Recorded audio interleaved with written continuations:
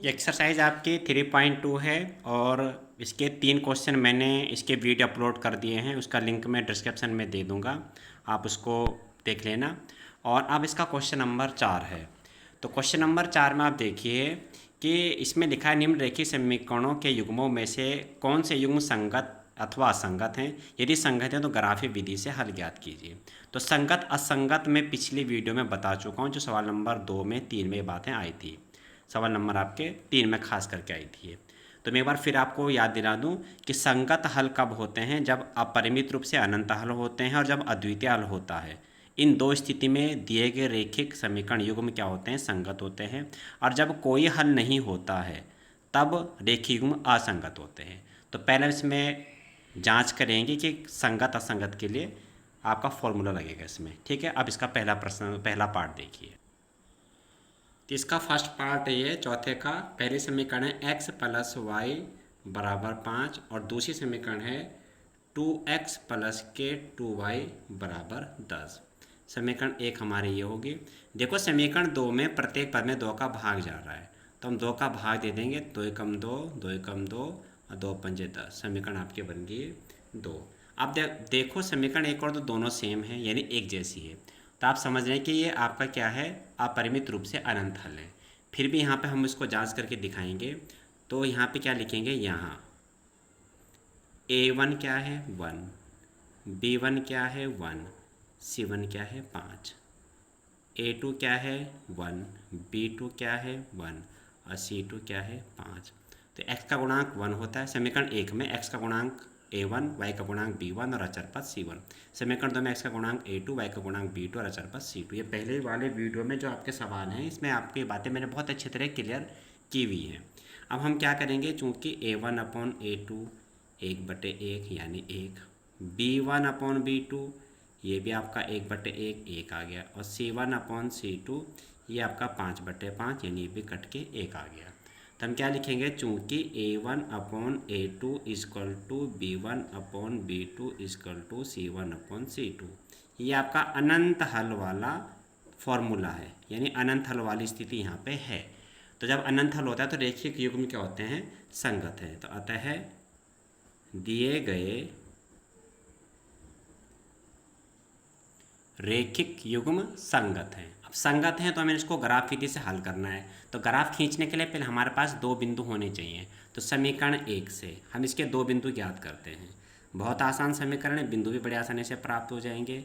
समीकरण 1 लिखे मैंने और इसके 2 बिंदु निकालने हैं। छोटी सी हम टेबल बनाते हैं और इस तरीके से यहाँ पर हम इसके 2 बिंदु ज्ञात करेंगे।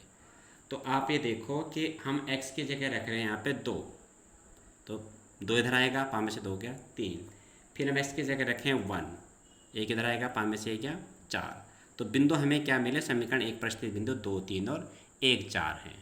तो इसे देख लीजिए। अब समीकरण 1 हमारी ये थी, x की जगह हमने 2 रखा, 2 इधर आएगा, 5 में से 2 गया 3, y 3 मिला। x की जगह फिर हमने 1 रखा, तो y की जगह हमारा क्या आएगा, ये 1 घटेगा, 5 में से 1 गया 4। तो पहला बिंदु मिला 2 3, इसे a नाम दिया, और दूसरा बिंदु मिला 1 4, ये हमने b नाम दिया। अब समीकरण 2 भी हमारी वही है, ये समीकरण 2 है। देखो हमारी समीकरण x प्लस y बराबर 5, इसमें से भी ऐसे ही निकालेंगे। तो समीकरण 2 से बिल्कुल ऐसे ही बिंदु निकालेंगे इसके भी। तो समीकरण 2 ये लिख दिया मैंने, x प्लस वाई बराबर 5, ये भी वही है आपके समीकरण।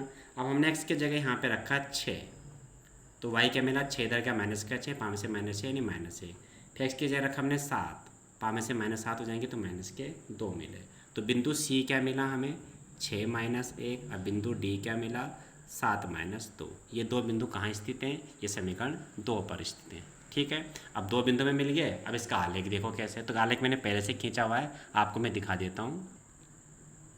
ये देखिए इसका आलेख, पहले हमने वाई एक्स खींचा, फिर हमने ये एक्स एक्स खींचा, और फिर हमने क्या किया, यहाँ +1 +2 +3 +4 ये भुज प्लस में, इधर ये भुज आपके माइनस में आ गए, इधर आपके भुज, ये भुज कोटि प्लस में, इधर आपके कोटि क्या होगी, माइनस में चलेगी। पहला बिंदु 2 3 था, तो 1 2 2 और 1 2 3, ये 2 3 आपका ये आ गया। ठीक, दूसरा बिंदु क्या था, 1 4, तो 1 और ये आपका आ गया 4, 1 2 3 4, 1 4 ये आ गया आपका।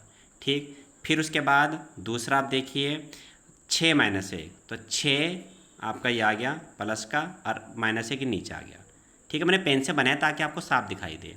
तो 6 प्लस का 1 माइनस का। भुज ऐसे प्लस चलते हैं, दाईं और बाईं और माइनस, कोटि ऊपर को प्लस के चलते हैं, नीचे माइनस को। ये आ गया। अब ये बिंदु हमारे समपाती आएंगे, सब एक रेखा में आएंगे। आप इसको खींच कर देखना, ये इसका ग्राफ बन गया। चारों के चारों बिंदु देखो एक ही रेखा पर है, तो ये इसका क्या है, ग्राफ है। अब अगला सवाल देखते हैं। दूसरा पार्ट यह है चौथे का, x माइनस वाई बराबर 8 और 3x माइनस 3y बराबर 16। अब समीकरण 1 और 2 में देखो, यहाँ a1 क्या है x, b1 क्या है -1 और c1 क्या है 8, a2 क्या है 3, b2 क्या है -3, c2 क्या है 16। a1 b1 c1 a2 b2 c2 इनके गुणांक यहाँ पर चर पद है। ठीक, अब इसको करेंगे तो a1 अपॉन a2। अगर आप बिल्कुल क्लियर इसको डिटेल में करना चाहते हैं तो आप पहले 3.1 की भी पहले सवाल की वीडियो देखें और 3.2 की भी पहले सवाल की वीडियो देखें, उसका लिंक मैं दे दूंगा, तो आप बिल्कुल डिटेल में लिख सकते हैं। लेकिन एग्जाम में आपके पास इतना समय नहीं रहेगा, इसलिए आप इतना डायरेक्ट भी कर सकते हैं इसको। तो 1/3 b1/b2 -1/-3, यानी माइनस से माइनस कट गया, 1/3। देखो 1/3 -1/-3। अब c1/c2 तथा c1/c2 कितना आ गया, 8/16। तो हम क्या देख रहे हैं कि पहले दो तो बराबर आए हैं, a1/a2 बराबर b1/b2, 1/3 1/3 आ गए।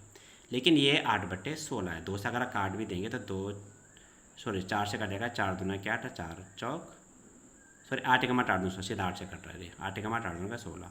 ये 1/3 1/3 क्या आ गया, 1/2। 2 तो बराबर है, तीसरा बराबर नहीं है। इसका मतलब क्या हुआ कि ये आपका कोई हल नहीं का फॉर्मूला बनेगा।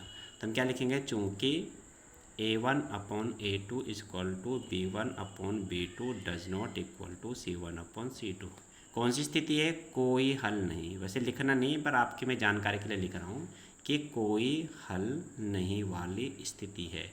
और जब दोनों समीकरणों का कोई हल नहीं होता तो दिए गए रेखीय युग्म असंगत होते। तो इसको अब लिखेंगे इसी तरीके से भाषा में, ये लिख दिया है, अतः दिए गए रेखिक समीकरण युग्म असंगत हैं। तो कोई हल नहीं में असंगत होते हैं, अनंत हल में संगत होते हैं, अद्वितीय हल में संगत होते हैं। इसको याद करना है बिल्कुल। अब इसका तीसरा पार्ट देखते हैं। समीकरण 1 है 2x + y - 6 बराबर 0 और समीकरण 2 है 4x - 2y - 4 बराबर 0। इसमें देखो 2 का भाग जा रहा है, तो 2 का भाग दे देंगे हम। तो क्या लिखेंगे, 2x - के y - के 2 बराबर 0। ये समीकरण 2 बन गई। अब हम चेक करेंगे इसमें कि इसमें कौन से हल वाली स्थिति है। तो a1/a2 यानी 2/2, 2 से 2 कट गया 1। फिर b1/b2 निकाला, 1/-1 यानी क्या आ गया, -1। ये 1 आया, ये -1 आया। जब आपका a1/a2 b1/b2 के बराबर नहीं आया, ये बराबर नहीं है, इसका मतलब c1/c2 नहीं निकालना है। हम यहीं बोल देंगे इसको कि जब पहले दो बराबर नहीं आते यानी a1/a2 is not equal to b1/b2, तो आपको याद होगा ये अद्वितीय हल वाली स्थिति होती है। जब अद्वितीय हल होता है तो दिए गए रेखीय युग्म क्या होते हैं, संगत होते हैं। इस तरीके से लिख देंगे, अतः दिए गए रेखिक समीकरण युग्म संगत है। अब संगत है तो इसका ग्राफ खींचना है। तो समीकरण 1 को हम फिर लिखेंगे, 2x + के y - 6 बराबर 0। यहाँ पे आप छोटी सी टेबल बनाएंगे और हमें इसके दो बिंदु ज्ञात करने हैं, क्योंकि आलेख खींचने के लिए कम से कम दो बिंदु हमें मालूम होने चाहिए, x और y। अब इसमें हमने क्या किया, x की जगह हमने यहाँ पे रखा 2, तो 2 दूना क्या 4, 6 में 4 गए 2, इधर आपका क्या आ गया, 2 आ गए, माइनस का 2 बचेगा ना। फिर हमने x की जगह रखा 4, कुछ भी रख सकते हैं। तो 4 दूना के 8, 8 में 6 गया 2, इधर गया तो माइनस का 2 हो गया। तो पहला बिंदु क्या मिला, 2 2 और 4 - 2। इसी तरह से समीकरण 2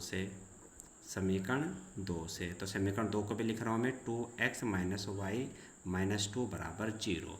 यहाँ पे भी छोटी सी टेबल बनेगी, अब इसे देख लीजिए, ये छोटी सी टेबल बनी इसमें, और यहाँ पर हमने इसके 2 मान निकालने हैं समीकरण 2 में भी आलेख खींचने के लिए। अब समीकरण 2 में हमने क्या किया, x की जगह रखा 4, तो y की जगह क्या मिलेगा, 4 दूना के 8, 8 में से 2 के 6, 6 इधर गया आपका, ये हो गया। ठीक, पर प्लस माइनस का आएगा, प्लस का आएगा, माइनस वाला इधर जाके से नहीं, ये माइनस का आएगा, मैंने प्लस हो जाएंगे, कट जाएंगे।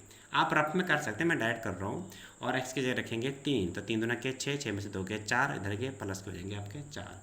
तो बिंदु क्या मिले, 4 6, और क्या मिला आपके 3 और 4, ये मिले। इसका नाम हमने क्या दिया, पहले बिंदु का हमने a नाम दिया, इसका 2 2, और इसका b नाम दिया 4 और -2। इसका सी नाम दिया, दूसरी रेखा पर स्थित हैं, और डी नाम दिया 3 और 4। अब इसको हम खींचेंगे, इसका ग्राफिक खींचा हुआ है, मैं आपको दिखा देता हूँ। ये पहले देखो एक्स खींचा हमने, किसी भी लाइन पे नहीं खींचा, आप ये डार्क वाली लाइन में खींचे, जो डार्क जिसमें सामने, इस पे खींचो अक्सर या इस पे खींचो, ये ना बीच में कहीं पे भी खींचे, ऐसे नहीं खींचना है। जो डार्क लाइन आपको दिखाई दे रही है, बहुत से बच्चे ऐसा करते हैं गलतियाँ, तो इसको ध्यान में रखना है। एक्स पे खींचना है, और किसी भी डार्क लाइन पर हमने वाई एक्स खींच दिया, ये वाई एक्स है। ये जहाँ काटेंगे मूल बिंदु है, जो भी दूरी चलेंगे मूल बिंदु से चलेंगे।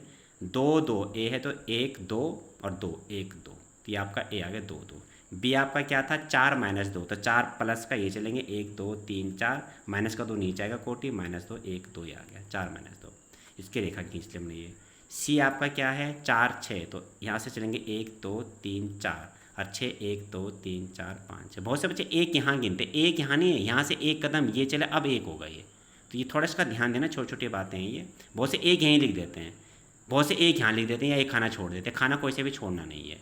4 6, डी आपका क्या है, डी आपका हो गया 3 4, तो 1 2 3 और 4 1 2 3 4, पहले भुज फिर कोटि, प्लस के प्रथम चतुर्थांश में आएंगे।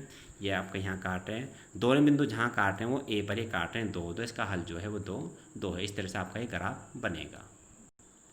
तो लास्ट में आप ये लिख देंगे, दोनों जो रेखाएं थी वो बिंदु 2 2 पे काट रही थी, तो चूंकि दोनों रेखाओं का प्रतिच्छेद बिंदु 2 2 है, अतः x बराबर 2 और y बराबर 2, इसका ये आंसर। इस तरह से आप लिखेंगे, जो प्रतिच्छेद बिंदु होते हैं वो इसके आंसर होते हैं। तो इस वीडियो को ढंग से देखना, इसको समझने की पूरी कोशिश करना।